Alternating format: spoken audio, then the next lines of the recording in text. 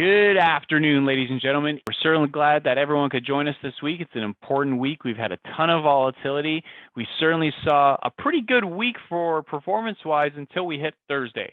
Thursday, we got hit squarely in the eyes by a short cover rally after the inflation report came out.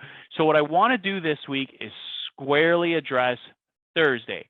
What does it mean? What it doesn't mean, and how that impacts our overall thesis of a slowing economy going into a recession while the Fed is hiking rates. And of course, what does that mean for the direction of stock prices over the next 3 to 6 months? Very important. So let's go ahead and get started for the week. The title of this week's presentation is From Inflation to Recession. Now, about a month ago, we had talked about how the transition from that inflation cycle to recession cycle was going to be a tricky one. And the reason for that is people get super hyped up as soon as inflation starts to tick lower, buy stocks that have been beaten up on the valuation correction, and then get hit with the second part of the hurricane, which is the actual recession that destroys earnings. So we're going to go through all of that. But the three big things that we're going to go through this week: how do we navigate the incredible volatility, right? I mean, I think if you look at the action on Thursday, Wednesday, that's not normal. That's not what happens during normal functioning markets, during normal economic times. Number two, what we think is real and what is noise, right? So when we get a day like Thursday, it can seem really enticing. All right, let's go. Bull market time, start to buy stocks. Not so fast, right? And we'll go through the reasons why. And then lastly, what is the yield curve trying to tell us?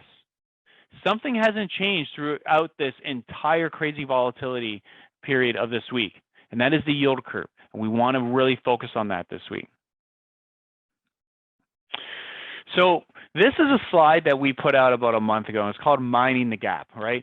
So that very first part is this inflation cycle. The Fed was asleep at the wheel. We had huge fiscal and monetary stimulus hit the economy at the same time, just as those Asian factories were shut down. What happened?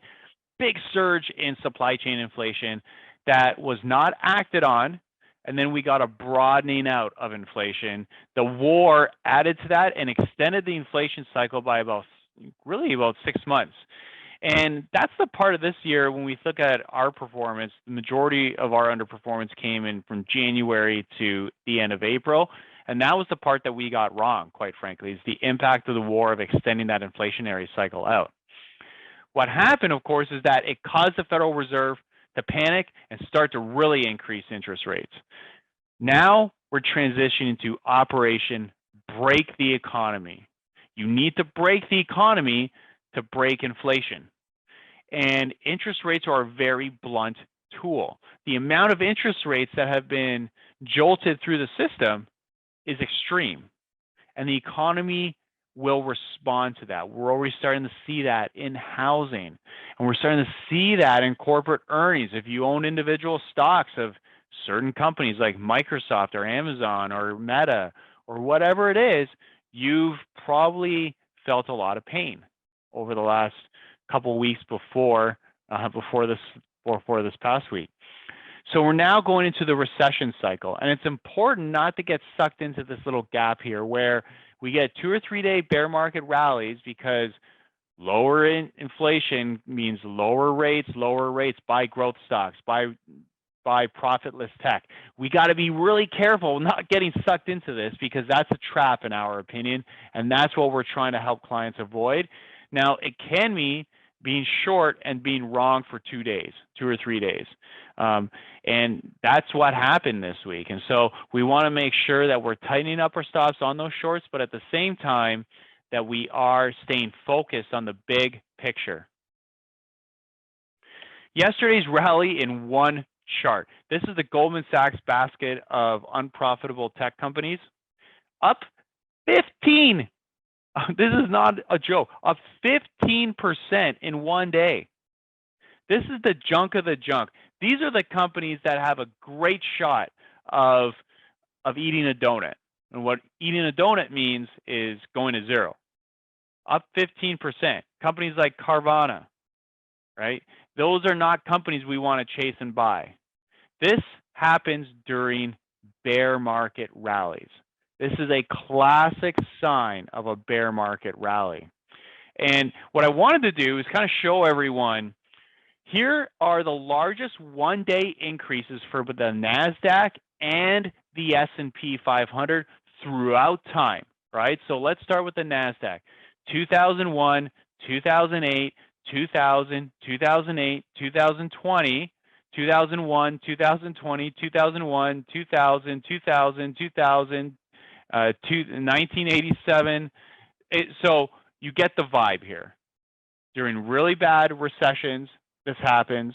During deep bear markets, not near the lows of the bear markets, that's when this happens. You get these severe one-day rallies. Let's look at the S&P 500, which has a longer history. These are some ominous dates: 1933, 1931, 1929, 2020, 1932, 2008, 2008, 1932, 1987.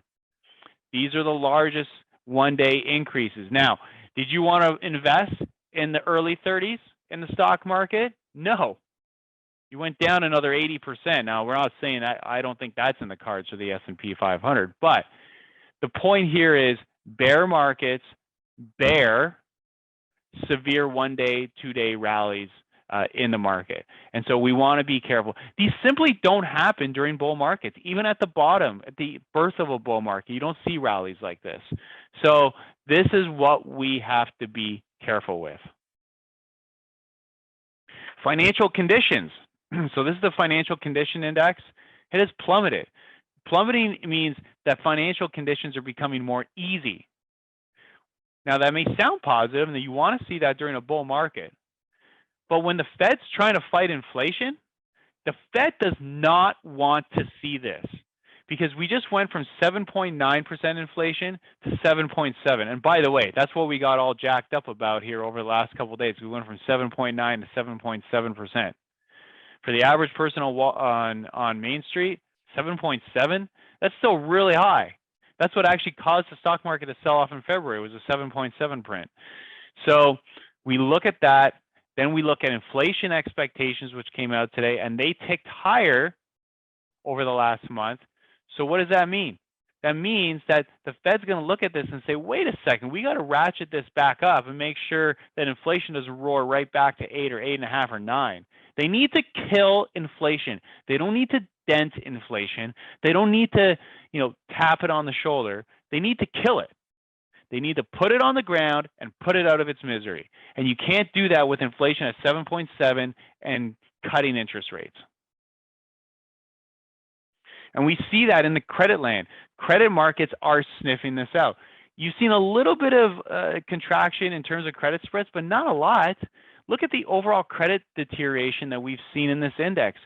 Credit default risk premiums are rising across the board, and we've barely put a dent in it over the last week. And so, again, this is a really good example of where credit can really help you parse out the noise of the stock market day to day.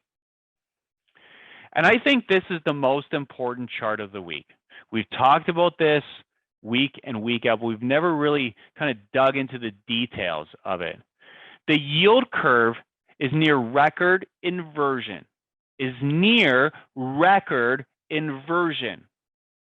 okay? Down over minus 50 points. We saw that in 08, the lead up to 08, in the lead up to 2000, and the lead up to the 1987 crash. Why is this important? A yield curve becomes inverted because the 2-year yield is higher than the 10-year yield. Okay, so the market's reacting to the fact that, hey, we think growth is going to slow, so the 10-year starts to go down. It's because the 10-year is influenced by economic and inflationary growth expectations, while the 2-year yield's your policy rate, right? So the Federal Reserve is increasing rates, growth is slowing, you get this inverted yield curve, and you get this. That's not the part that we need to be concerned about. It is the re-steepening. So this part of the curve, as we start to re-steepen, why is that? The curve historically, once it's hit inversion, re-steepens once the economy's fallen off a cliff. Why is that? Because the Federal Reserve realizes, oh crap, we broke something.